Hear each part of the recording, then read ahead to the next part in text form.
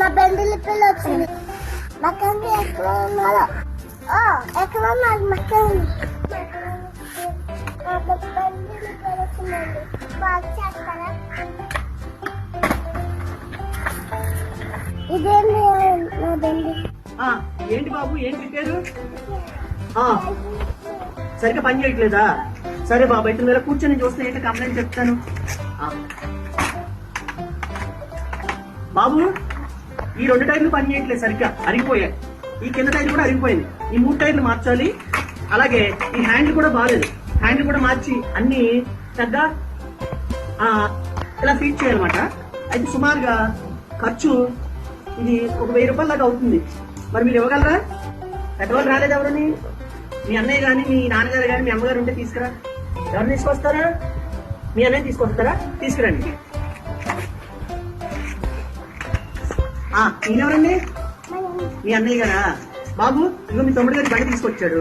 బండి అంతా చాలా కంప్లైంట్ ఉంది. మరి టైర్లన్నీ మార్చాలి, చేయమంటారా? దగ్గరగా అమ్మయ్య ఒక 1000 రూపాయల దాకా అవుతుంది. చేసేయమంటారా? సరే డబ్బులు ఎవరు ఇస్తారండి? నువ్వే ఇస్తావా? సరే మరి అయితే మళ్ళీ బేరం దొరికింది కూడా. చిన్నపిల్లలు ఉన్నారు, వీళ్ళు మోసం చేసి మనం చక్కగా 1000 రూపాయలు కొట్టేయచ్చు. బాబు ఏం చదువుతున్నారు మీరు? నువ్వు యూకేజీ చదువుతున్నావు. నువ్వేం చదువుతున్నామ్మా? ఫస్ట్ క్లాసా? ఓకే అమ్మా. రెడీ అయిపోయిందమ్మా మీ బండి చక్కగా. అయితే వెళ్ళి మీ అన్న తమ్ములు ఇద్దరు ట్రై చూసుకునండి. ఇటు ఇలాగా వెళ్ళండి. మీ రోడ్డు బాగుంటుంది. వెళ్ళిపోండి.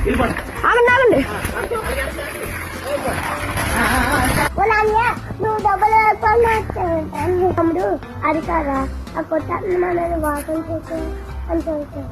ఒక బండికి 100 రూపాయలు కదా 1000 రూపాయలు అమ్మను. అందుకు మనం వాకం చేసి వచ్చేసాం. అటువంటి మనం మాటలు చేసేక్కడ మనం అతనే మాటలు చేస్తే తప్పలేదు. వెళ్ళి మన డాడీని తీసుకొచ్చి అది 100 రూపాయలు వస్తాయి.